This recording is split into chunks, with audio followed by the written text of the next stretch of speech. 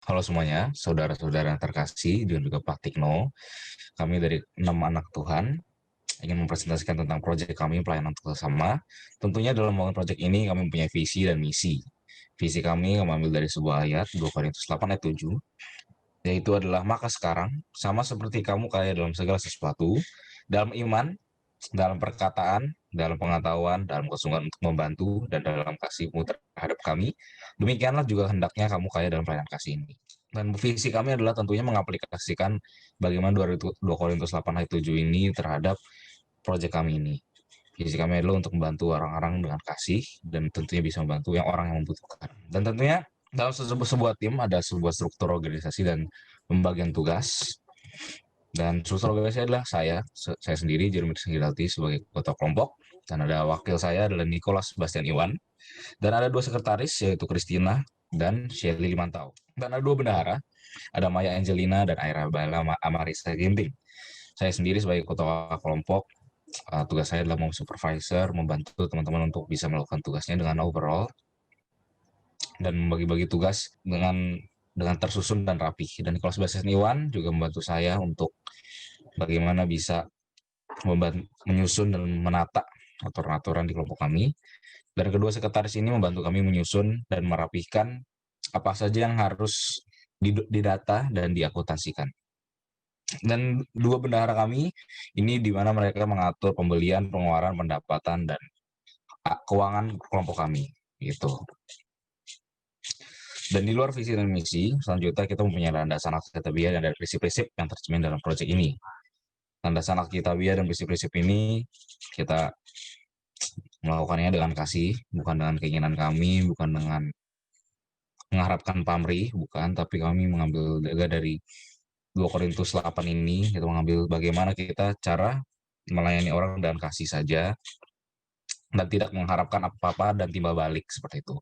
Kami hanya pure untuk membantu dan untuk bisa menyatakan kasih untuk orang-orang yang membutuhkan begitu. Dan di dalam sebuah proyek tentunya ada sebuah target, ada sebuah budget, strategi, dan planning pencarian dana dan progres yang dicapai pada saat ini apa.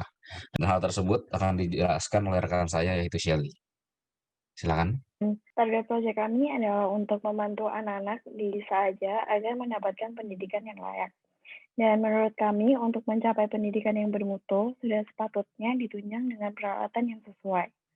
Karena itu, kami ingin memberikan fasilitas perpustakaan pada anak-anak di saja. Untuk budgetnya, kelompok kami berhasil mengumpulkan 2 juta untuk proyek ini, dan per orang akan menjual 20 kartu. Kami mencari dana dengan menjual kartu yang kita beli dari Duta Sia. Kelompok kami berhasil menjual 120 kartu.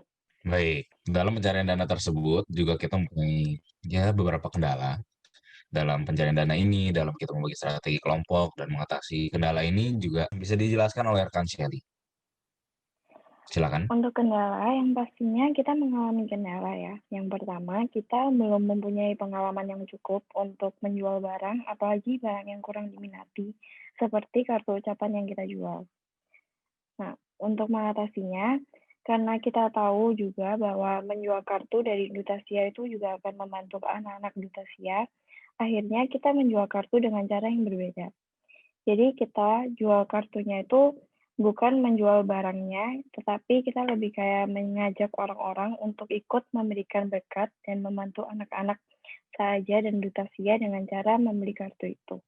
Baik, terima kasih rekan Shelly untuk setelah menjelaskan target proyek kami, budget kami, dan kendala kami. Dan selanjutnya dalam melakukan proyek ini kita mencapai keberhasilan. Dan di balik keberhasilan itu juga sepertinya ada kunci keberhasilan tim dan akan di-sharingkan oleh Nicholas gimana faktor kesuksesan kelompok kami ini. Waktu dan tempat dipersilakan. Untuk faktor keberhasilan atau kunci keberhasilan dari tim kami, ada sedikit sneak peek tadi dari apa yang Jero katakan, yaitu dari visi kami, yaitu 2 Korintus 8 ayat 7. Dikatakan, maka sekarang sama seperti kamu kaya dalam segala sesuatu, dalam iman, dalam perkataan, dalam pengetahuan, dalam kesungguhan untuk membantu, dan dalam kasihmu terhadap kami. Demikianlah juga hendaknya kamu kaya dalam pelayanan kasih ini. Jadi dari sini kunci keberhasilan kita adalah kita mau melihat bahwa kita bisa membantu orang lain. Kita tidak hanya melakukan sekedar project, tapi kita bisa membantu diri kita untuk lebih terbuka lagi, untuk lebih melihat dunia keadaan saat ini, karena yang kita ketahui sekarang masa COVID adalah masa yang paling menyedihkan ya, karena dalam segi ekonomi banyak yang kurang berjalan, dalam segi pendidikan sekarang banyak yang online, dan apalagi dengan yayasan Aja ini agak susah untuk menjalankan proses pembelajaran mereka. Dari sini kita ingin membantu meringankan beban mereka sedikit. Kemudian untuk kunci keberhasilan kita juga menganut dari Amsal 16 ayat 3, yaitu serahkanlah perbuatanmu kepada Tuhan, maka terlaksanalah segala rencanamu. Dari sini jelas banget dikatakan bahwa kita berhasil bukan karena kita hebat, bukan karena kita punya segala kekuatan untuk membantu dalam segi duit, dalam segi knowledge, tapi semuanya karena Tuhan. Tuhanlah yang membantu proyek ini bisa berjalan. Seperti itu. Baik, terima kasih rekan Nicholas dalam penjelasan kami. Dan tentunya dalam keberhasilan kami mempunyai landasan Alkitab mana yang sesuai dengan prinsip kelompok kami juga dalam melaksanakan proyek ini. Dan akan dijelaskan oleh partner saya, rekan saya juga, yaitu Bella. Silakan Bella. Jadi, landasan Alkitab kelompok kami dari 2 Korintus 8 ayat 1-15 dengan judul perikop pelayanan kasih. Jadi, perikop ini menjelaskan tentang jemaat gereja di Makedonia. Paulus merasa terinspirasi dan ingin mengajarkan itu kepada jemaat di Korintus, yaitu harus memberikan persembahan dengan penuh sukacita dan penuh kerelaan. Nah, dari kelompok ini kita tuh belajar menjadi jemaat yang ada di Korintus, yaitu ingin memberikan bantuan kepada Saaja dengan penuh sukacita dan kerelaan. Jadi kita juga ingin sesuai dengan yang di ayat 14, yaitu kita itu memberikan, kita tuh inginnya saling melengkapi, jadi kita memberikan materi kita yang berlebih bagi kita untuk mereka yang kekurangan, sehingga kelebihan mereka itu bisa melengkapi kekurangan kita, seperti itu. Baik, terima kasih. Dan selanjutnya juga kita dalam melaksanakan proyek ini tentunya kami mempunyai topik dari presentasi ini. Dan topik tersebut akan dijelaskan oleh rekan saya Bella juga. Terima kasih. Topiknya itu sama persis dengan landasan Alkitab kita, yaitu pelayanan kasih. Jadi kami itu melakukan pelayanan ini itu penuh dengan kasih tanpa pamrih. Tentunya bagi kita manusia secara pribadi juga harus mempunyai motivasi kasih yang menjadi terkumpul menjadi landasan kelompok kami. Dan motivasi tersebut akan dijelaskan oleh rekan saya Christina Anderson. Silakan. Baik, terima kasih Jero. Jadi motivasi yang menjadi landasan kelompok kami adalah karena Allah Bapa mengasihi dunia dan itu diekspresikan dengan mengaruniakan dan memberikan anaknya yang tunggal. Allah memberikan contoh kepada kita yang patut kita teladani. Berarti kita juga harus mengekspresikan kasih Allah itu. Salah satunya dengan memberi. Kita bisa melihat orang-orang di sekitar kita yang membutuhkan uluran tangan. Bila kita peka terhadap perasaan Allah, kita akan tertindak dan mau untuk membantu mereka. Dan ini merupakan kasih yang diekspresikan melalui tindakan. Maka orang akan melihat kemuliaan Allah dalam hidup kita. Inilah sebenarnya misi orang percaya, yaitu membagikan kasih Allah kepada dunia. Baik. Tentunya dalam motivasi kasih ini juga kita mempunyai transformasi, betul, yang dialami oleh setiap kami di dalam kelompok ini. Dan transformasi tersebut juga akan dijelaskan oleh rekan saya Christina. Silakan. Transformasi yang dialami oleh kelompok kami adalah ketika kami merasakan peningkatan kasih sejati dalam diri kami, yang dimana setelah memberi rasanya seperti mengucap syukur kepada Tuhan, karena Ia telah memberikan kesempatan kepada kita untuk mengasihi orang lain dan memberikan mereka pengharapan. Mungkin memang barang yang kami berikan tidaklah besar, tapi kami sangat berharap apa yang kami berikan itu dapat membantu mereka dan dapat menyadari mereka bahwa Tuhan itu menyertai mereka walaupun itu hanya lewat kami. Dan semoga apa yang kami lakukan dapat dipergunakan oleh mereka untuk mewujudkan cita-cita mereka juga. Dan dengan melakukan ini tentunya kami juga menjadi lebih peka terhadap lingkungan kami dan lebih belajar bersyukur atas apa yang sudah kami miliki. Baik, terima kasih rekan Christina. Dan selanjutnya apa faktor bagaimana kita mencapai keberhasilan ataupun ada beberapa kegagalan dalam mencapai proyek ini. Dan akan dijelaskan oleh rekan saya Maya Angelina. Waktu dan tempat dipersilahkan. Kalau untuk faktor sendiri ya, kita semua tahu kan, kita ada di zaman digital, zaman serba mudah.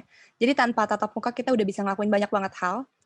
Misalnya kalau dalam proyek online shop, jadi online gitu, kita nggak perlu tatap muka. kemudian kontak yayasan juga via sosmed, online, dan lain-lainnya. Jadi semuanya ini memampukan kita, teknologi ini memampukan kita untuk tetap bisa berhasil walaupun kita berada di dalam masa pandemi yang kita nggak bisa bertemu secara langsung. Dan kemudian tentunya ada kerjasama tim ya, semuanya itu bekerja sama, saling membantu. Walaupun online kita tetap bisa mengerjakan tugas kita masing-masing dengan baik, berkomunikasi dengan baik, dan sebagainya begitu. Dan tentunya seperti yang sudah disinggung oleh Nicholas tadi ya, proyek ini kita diawali dengan niat yang baik, visi misi yang baik, dan didasarkan pada Alkitab dan firman Allah. Jadi kita meminta bimbingan Tuhan untuk berusaha menjalankan kehendak Tuhan. Jadi kita yang melakukan berusaha semaksimal kita, kemudian Tuhan yang mengatur hasilnya gitu. Jadi sesuai dengan Amsal 16 ayat 3 juga, serahkanlah tindakanmu kepada Tuhan, maka terlaksanalah semua rencanamu. Itu aja sih dari saya. Oke, terima kasih rekan kami, Maya. Tentunya kita sampai di topik dan aspek terakhir dari presentasi kami, yaitu kesimpulan dan saran dari tim kami bagaimana untuk mengubah situasi. Silakan, Maya. Oke, untuk kesimpulan sendiri ya, landasan teori untuk proyek kita ini kan 2 Korintus 8 ayat 1-15 tentang pelayanan kasih ya. Jadi kita berusaha mengaplikasikan ayat ini kepada anak-anak di Saaja. Dan untuk dalam proyek ini kita tentunya mendapat banyak sekali pengalaman dan pandangan baru ya, tentang bagaimana mengasihi, menyatakan kasih itu sendiri, berbagi, dan merelakan apa yang seharusnya bisa kita nikmati, tapi kita membantu saudara kita yang lebih membutuhkan. Seperti yang sudah Christina bilang tadi, karena Tuhan sudah mengasihi kita terlebih dahulu gitu. Jadi dalam buku C.S. Lewis juga yang judulnya The Four Loves ada namanya affection atau kasih storge yang lebih dikenal. Jadi kasih ini adalah kasih friendship. Jadi kita berusaha mengaplikasikan kasih ini kepada anak-anak di Saaja. Dan kemudian kita juga belajar bahwa sebenarnya kita memberi ini bukan karena kita berkelebihan dan mereka berkekurangan, tetapi untuk membuat semuanya seimbang seperti yang ada dalam 2 Korintus 8 ayat 14-15. Orang yang mengumpulkan banyak tidak akan kelebihan dan orang yang mengumpulkan sedikit tidak akan kekurangan, seperti itu. Dan tentunya kita juga belajar tentang bagaimana mencari uang sendiri ya melalui proyek ini, Project 2-in-1, kita membantu 2 yayasan dalam satu proyek. Kita belajar menjual kartu seperti yang tadi sudah dijelaskan oleh Shelly juga ya. Kita belajar mengumpulkan uang segini, kemudian kita juga bisa mengerti bahwa mengumpulkan uang itu tidak mudah dan kita harus bijak menggunakannya. Dan untuk saran ya, yang pertama tentunya kasihlah sesama manusia sebab Tuhan telah mengasihimu terlebih dahulu. Kemudian yang kedua, berbagilah saat kamu bisa, bukan untuk membuktikan kamu berlebih dan orang lain berkekurangan, tetapi untuk menciptakan keseimbangan. Kemudian yang ketiga dan yang terakhir, menghargai dan menggunakan kepunyaanmu dengan baik dan bijaksana. Itu aja sih dari kesimpulan. Baik, terima kasih Kak Maya. Ya mungkin saudara-saudara dan Pak Tikno, terima kasih. Ini adalah presentasi proyek kami. Dan tentunya dalam melaksanakan proyek ini kami juga mentaati kesehatan protokol kesehatan dan kita memakai masker saat berkunjung ke Saaja dan saat kita menyerahkan barang tersebut kami juga memakai masker dan juga mengikuti protokol kesehatan. Terima kasih. Sampai jumpa.